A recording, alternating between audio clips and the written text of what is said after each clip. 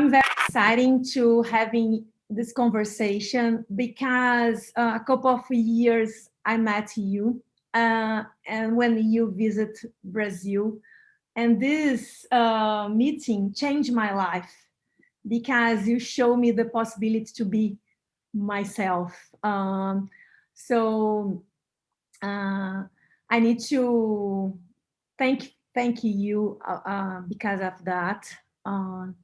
And I needed that you share with us a little about you, your journal as a lawyer. And I want to ask you why you decide to be a lawyer. Who is the girl that choose be a lawyer? There were several factors. My father always wanted to be a lawyer, and he was offered an engineering scholarship, not a law scholarship, and so he got mad and didn't go to college at all. But he was always wanting to be a lawyer, and I think that was part of why I chose to go to law school. But my father would have been a litigator, and because he really liked to fight.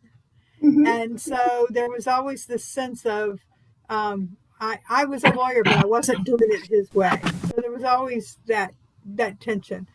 But the main thing, I had my second husband, who was someone who liked to be arrested for civil disobedience. So he was in jail, and we needed lawyers.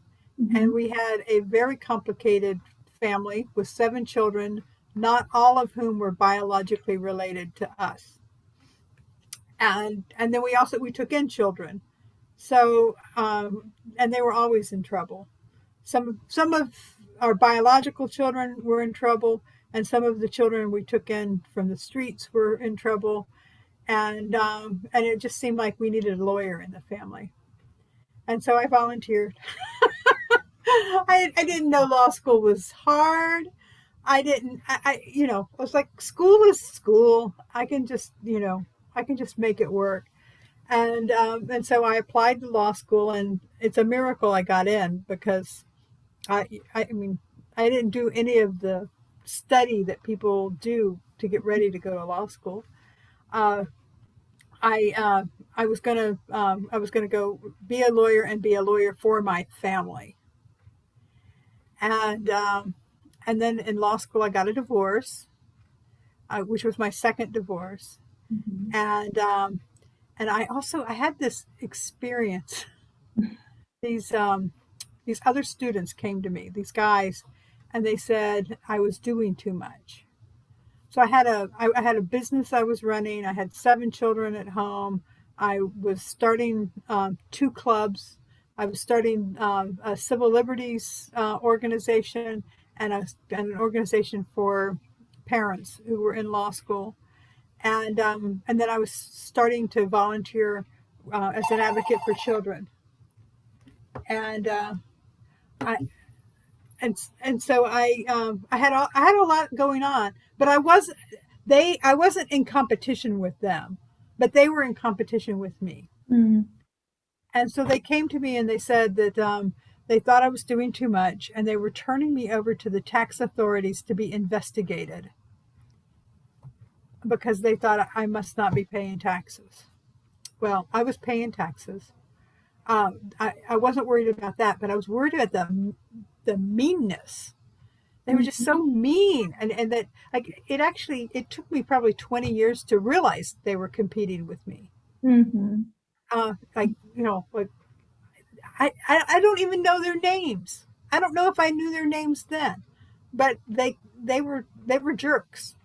And I thought, well, I don't want to be a jerk, and so I won't be a lawyer. Mm-hmm. And so even though I graduated, I took the bar exam in Georgia, which was the next state, and I took it in Florida, which was my state, and I passed them. But then I didn't practice law, because I didn't want it to be that I couldn't practice law, but that I was rejecting the law. So I rejected the law, Mm-hmm.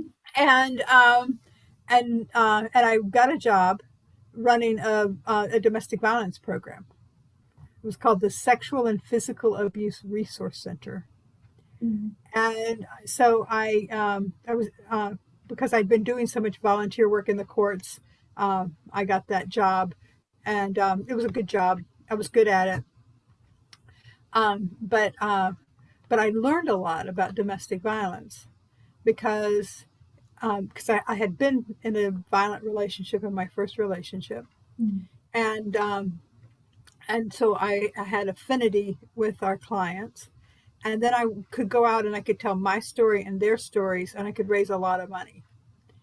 But then our board of directors started talking about how the women must need mental health treatment. Not that there was some systemic problem and that there was sexism and all of those things, but the women must need mental health treatment. And we had a disagreement, and I left. And so I left. I actually thought I was going to a job for state government, and I gave my notice to leave just before Christmas, and I was thinking I would start that other job in January, and the governor froze jobs. Mm-hmm. And so nobody could be hired for the next, I think, a year. And so I suddenly had no job. And so I was unemployed.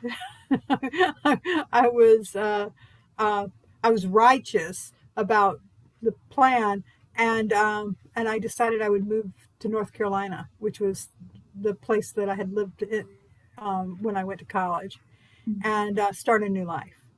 Yeah. And so I, packed up the car and drove to North Carolina. It was a few months, but it was, not very long after I left my job. And I started my new life, and was adamantly not a lawyer. I would apply for jobs that I thought I was qualified for, and they would say, well, why aren't you practicing law? And I said, lawyers are jerks. I don't want to be one. Wow. So I didn't get good jobs because I was so bitter and negative. Oh. But at the time, I didn't know. I mean, I could have had a great career doing something else if I hadn't been so bitter. What a blessing! I'm astonished because my father was an engineer.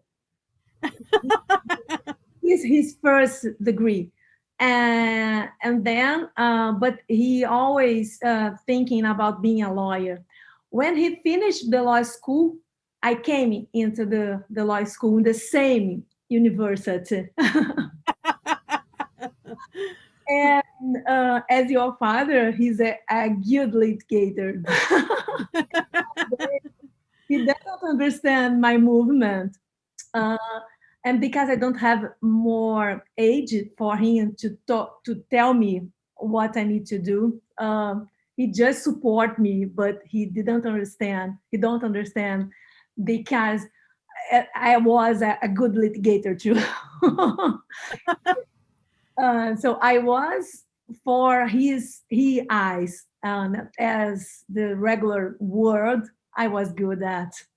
And it's incredible because I have the same experience with you with domestic violence in my private life. So it's not coincidence that we match in this big world, because there is a lot of things that connect us. And so the most important thing that I told that you taught me is being me. It set me free.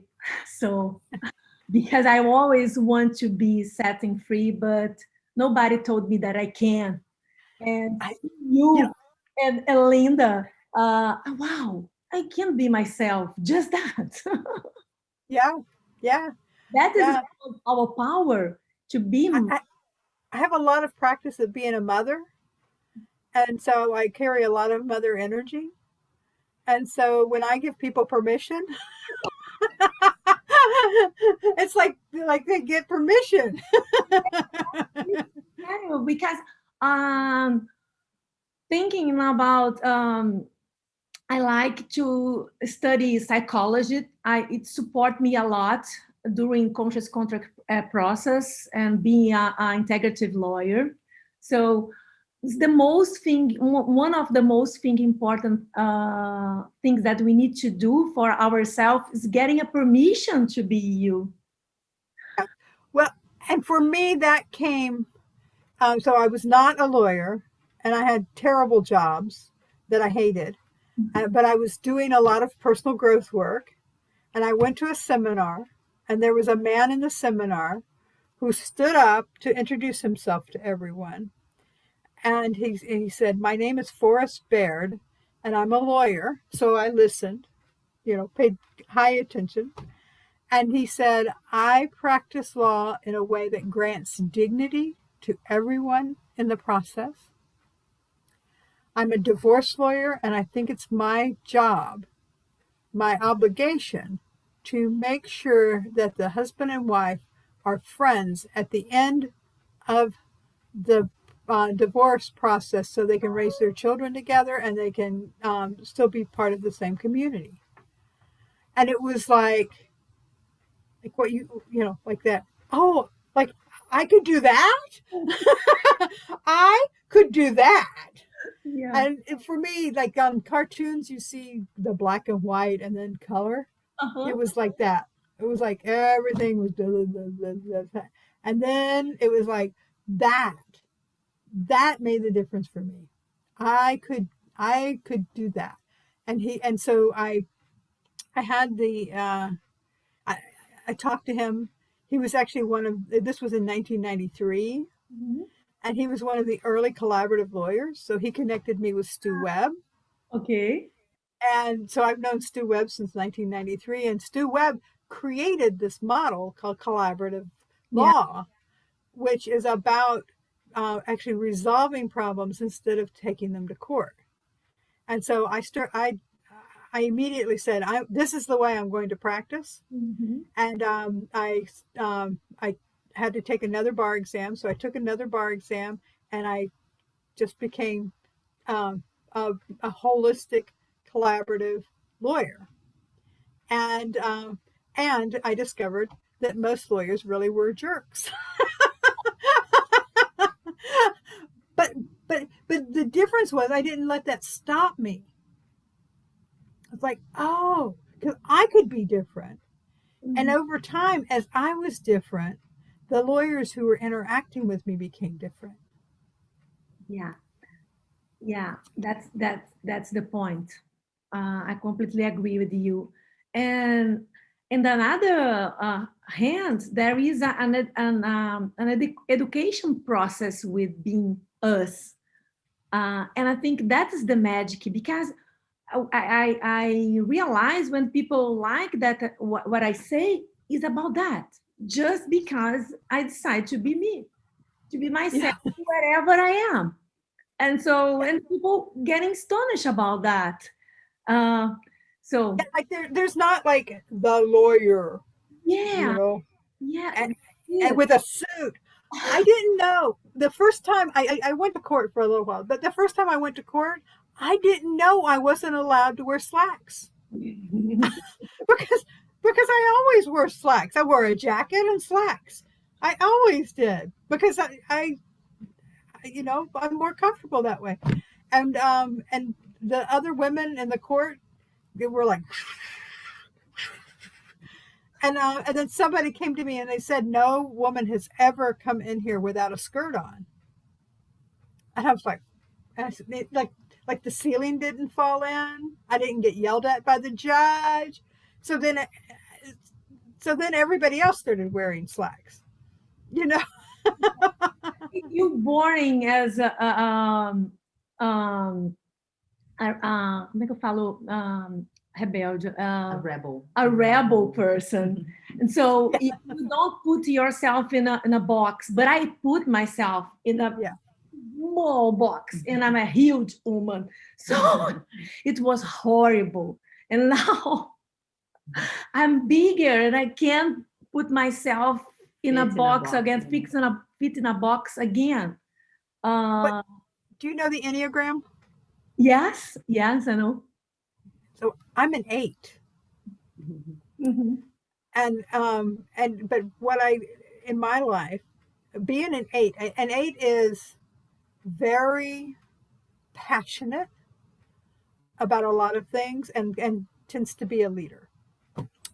But it's also somebody who expresses a lot of power, and so I learned not to scare people, because if I like people would say I was yelling at them, and I wasn't yelling at them. I was just being really passionate, and so I had to learn to be like the good girl who was very very peaceful and all of that. But and so that was my way of putting myself in a box. But you can't. 8s don't go in a box very well. We're like there's an expression in English, the bull in the china shop. You know, you go in like we're not um, we're not easily tamed. But I spent a lot of time trying to be calmer and reduce my energy. Mm-hmm. And I remember there was a conversation I had once, and this was early, like maybe more than 10 years ago. And 2 of my friends were saying, Kim, this idea you have about transforming the legal profession is just grandiose. You just need to settle down and give it up, and get a job somewhere, or open a little law practice. Like you're not gonna make big change, so you might as well be satisfied with a small life. Well, No, it's incredible, Kim, because I did the Enneagram some times ago when I tried to figure out the way that I union my private life, my the meditation, the yoga, the things that happen in my private life with my traditional practice. So, and I did that. I'm A2. So I was in a box, but my tail is outside. that's so great. But I'm in the box too. And because of the things that I live in my private life with my ex-husband, I'm I don't know how can I put myself awakeness again. So I need time to not scare who am I. And nowadays my tail is smaller because I'm Well, when my friend said to me, you should have a small life, I had this feeling like I was a volcano, and from the middle of the earth it came through me. Like no, like I raised my voice probably, but I wasn't like yelling at them. I just no, that's not my life. Like my life is that I am on this mission to transform law, and I'm going, I'm going to not stop. I'm going to be unstoppable. and it's connected with other project that I'm very grateful, thankful to work with you about trauma, because of that. I think my life, I have the same sensation because I have a wealth life, earning money, make money with a traditional lawyer, but I feel my life is so small. I not have pleasure doing what I did, and I think it is that. And sometimes when I near my 40s, I decided to get a divorce, but I just thinking about suicide because I can't believe myself living this life more 40 years. Wow. And today I can't believe in this person and this Fernanda that thinking about that. And of course, I have a kind of, I worry about who this holistic practice getting me, if I can having wealthy life. But I decide to put the courage and the love in the first, and go through, because I have so pleasure all day. You can imagine spend the afternoon with Jose, with Amanda, with you. It's unbelievable. The things that we live 2 hours ago. And so, and I know now, when I think about my needs, passion is the first of all. I woke up every day with the passion. Uh, so And like the big energy. the Like, big, yeah. Yeah. that's it. And talking about that, when and how conscious contract run into your life? I need to know about when you, because okay, collaborative, it's one way. As with me, I love the idea. I try to do that, but again, I feel in a box again. When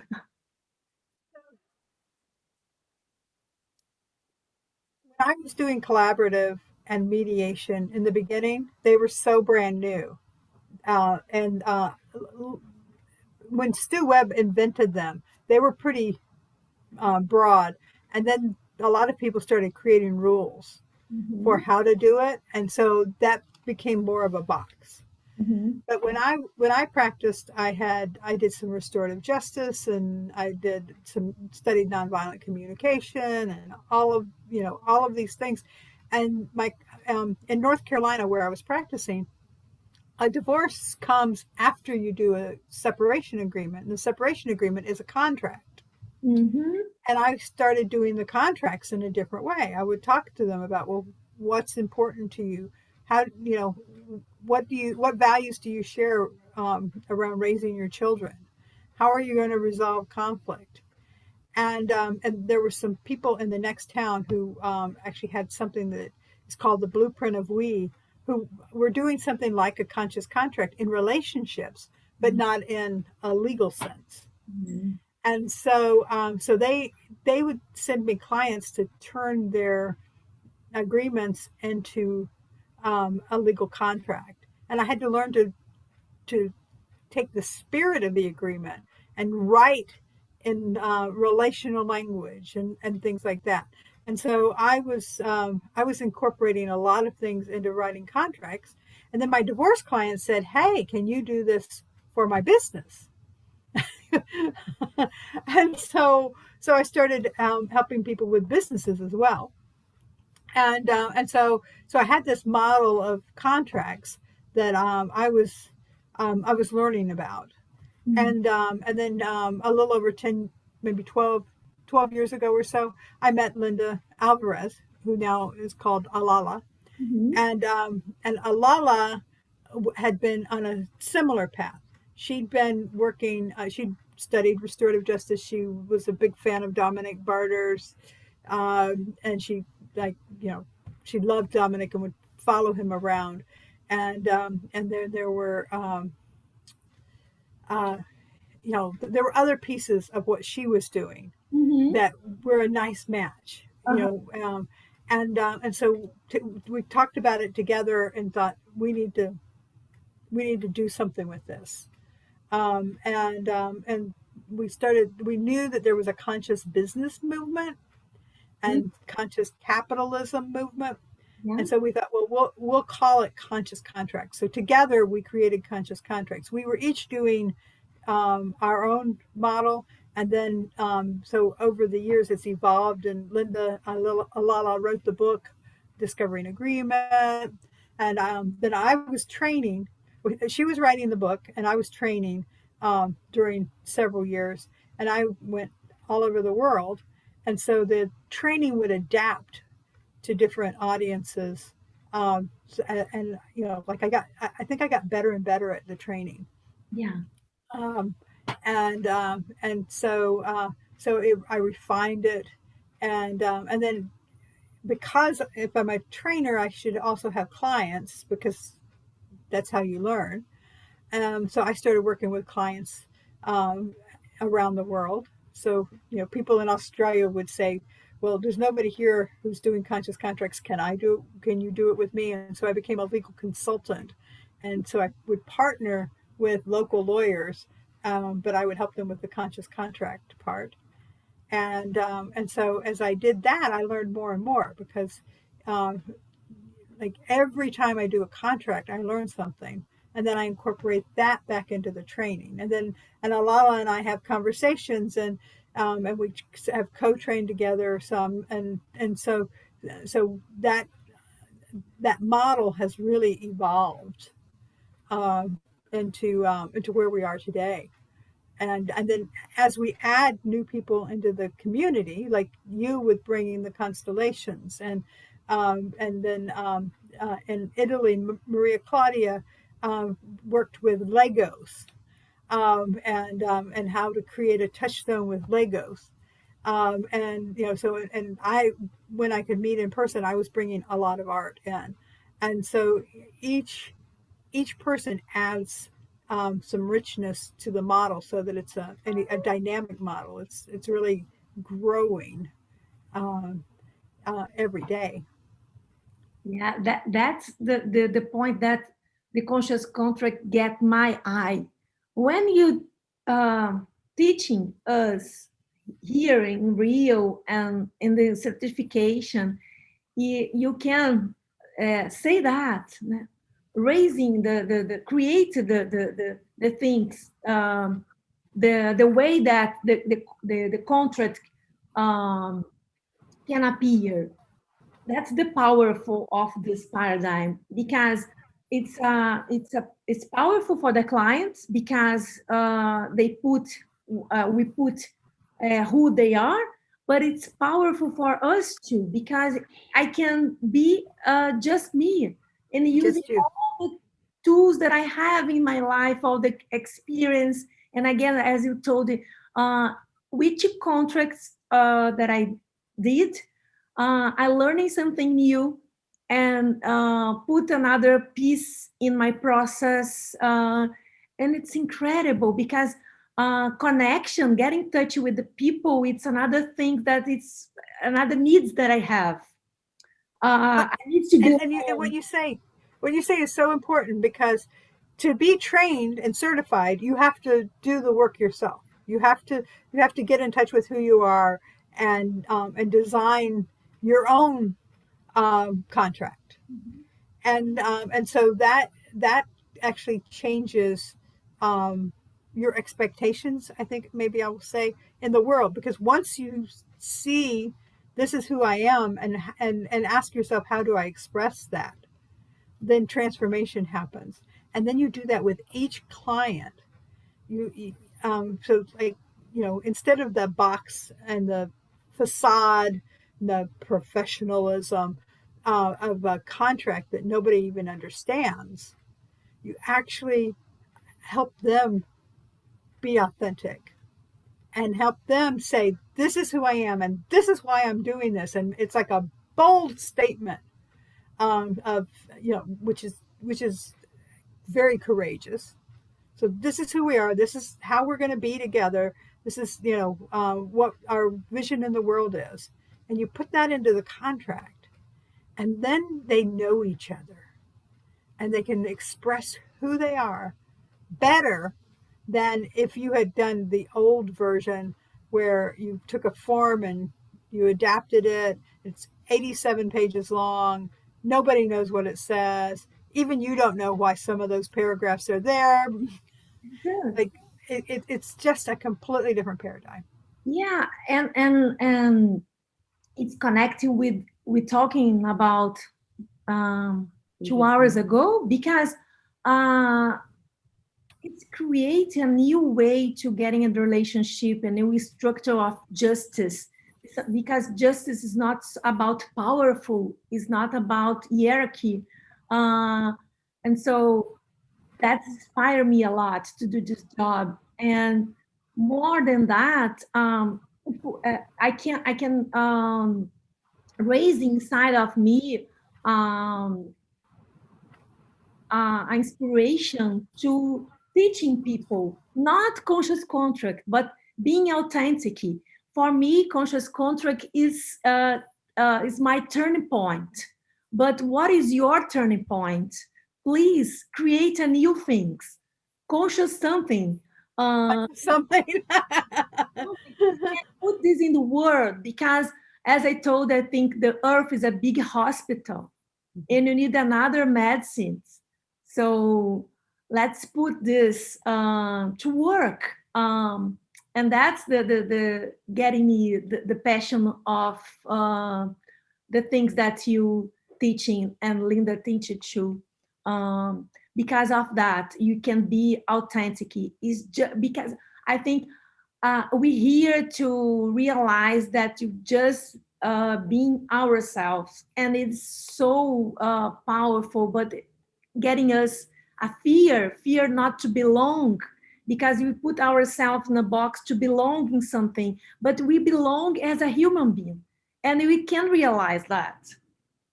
I don't know what time it's happened, but we need to be equal to belong. But it's inverse because you're just a human being. As you told, I don't be afraid for another human being. I avoid this. I can put myself like I have a fear of kin or a strange person. I decide not to put myself in this way. Even is the most horrible person that I can't believe that exists. It's a human being like me. And I can't put myself in this way. And I think is the power of conscious contract, because okay, you are good, you are very nice, but you are bad too. And let's put this in this space. And I think that's it. It's something very simple, very that's it. I think it's the most important thing that we work with the simple things that we forgot. All the things we have in nowadays is so difficult, complexity. Our mind is completely damaged because of the system. And you can get in touch with our heart, having 1 minute in silence and just breathe it together and feeling. And so put this in our space of our life in a professional way too. That's the point. We bring our humanity back. Yeah, that's it. That's it. Just this. This is a human being. And so, Kim, I want you to share with us your plans about how the small step that you do every day to put your vision of the world in practice. I have a lot of big steps and some small steps. I'll tell you, I hired an assistant recently. And I said, the first thing we need to do is I need to tell you everything I'm doing. And it was an hour and 15 minutes. So I won't do that. But I am, so I operate out of a vision of a transformed legal system. Mm-hmm. And then I look to see how I can move that forward every day. And I take a lot of projects. And so one of the reasons that I taught conscious contracts so much is because lawyers felt safe because it was a contract, and they just kind of ignored the conscious part. And so they came and they got trained in conscious contracts, and it opened them up like a flower. And so as I work with lawyer after lawyer, so I coach and I train, and I'm a consultant, and I have a lot of conversations and a lot of projects, but it's mainly like encouraging that potential, like the part of that self-expression that's been extinguished. It's like, let's bring that out. Like if you're really passionate about something, you should be doing it. Like, and so I have conversations with people about what they're really passionate about. And then over the course of years, I loved practicing law. I loved it. I'm really good at it. But there were things that came into my life that I loved even more. And then I'm sometimes good, sometimes not. But but I like each level, I've given up something I loved to do the next thing that I love or will love when I learn how to do it, because I'm always stretching and doing things I don't know how to do. And so I bring that to other people as well. And so if all of us are doing that, if we're all being authentic and we're all redesigning our practices and being our whole selves, then that changes the legal profession. And so after many years of meeting lawyers, I have this worldwide community of people who are doing amazing things that I get to talk to them. So I spend time on the phone every day, on Zoom every day. Those are small steps. Like I'm talking to you now, it's a small step, but it's not so small. Yeah. Because I say small steps because people, when see someone like you that nowadays do what you do, think that the things happen suddenly. And that's it. Every day that we woke up, you do small things to take care of yourself, to can express yourself. And so you have a fear. That is a lot of difficult, but you choose the love, the courage. It's about choose all the time, because definitely there is a lot of force intensive force that can put us in a box again. It's easier, but you choose. Yeah, it's not easier, but not easy at all. But it's a choose, not choose the fear, not choose do the things in the same way. You and Linda, I don't know who said that during one certification or co-teaching about the space of our heart, that if you don't listen your heart, they are appear in a not a good way, like in a depression, anxious, and I think a lot of things that in our society you are see. And that's the reason that you choose the courage of love.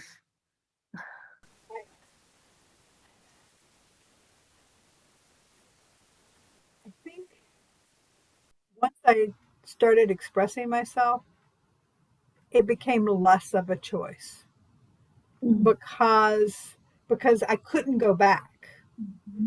I could like it was like one of those toys, Jack in the Box. You turn it, and you go woof, and you're out of the box.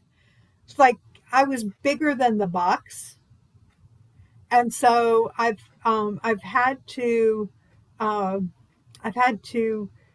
continuously move forward after that. If I had been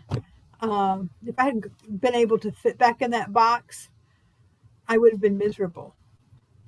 And so like I've done outrageous things, and I know but maybe for the recording, in 2008, I gave up my house and I started traveling for 12 years. I traveled all around the world with no house, and I just went to find lawyers who were creating new things or wanted to create new things. And so I went around the world several times. I lost count. and went to every continent. And even places I haven't been, I have people who I talk to on the phone or on Skype, and or Zoom, and we'll find we find some common ground. And so um, I that's part of my joy of being myself. Like my job now is designed around all the things I love, all the things I love the most. And I get to talk to you. I get to have all the great conversations we've had today with other people. And I'm putting on a conference, and I love putting on conferences. I love designing websites. I you know like um, I I get to be all the aspects of myself, and then I'm still a mother and a grandmother and a great grandmother, and all of those roles as well from my earlier life. But they're all like steps that that I've climbed up, and and the more I am myself, and the more I claim that, the happier I am, and the more fulfilled my life is. And so it would be hard to go back. It would be very hard. Understand. Kim, I don't have a word to express the gratitude that I have for you, really, to be you. It's a present of my life, because it's really, I have the sensation, I remember the exactly moment, 5 minutes that you talking with us here in Brazil. I feel the sensation that my life run into me. When you're talking that I can do conscious contract, I don't remember the word, but I have the sensation that wow, I can believe that I'm here with 5 more people in Rio. Where's the people to hear that? Why not? There is a lot of millions of people to hear that, because this woman is here to say us that just be you, set you free. So thank you a lot. I My hope. pleasure. My big pleasure. I don't want to cry. I really, It's okay. It's okay. I really hope that we can working together a lot. Thank you for your generosity to share everything that you feel, because I think it's not about mental knowledge. Of course, you have a lot, and I thankful again for that. But it's about generosity to share your feelings with us. Thank you, thank you, thank you a lot. Thank you.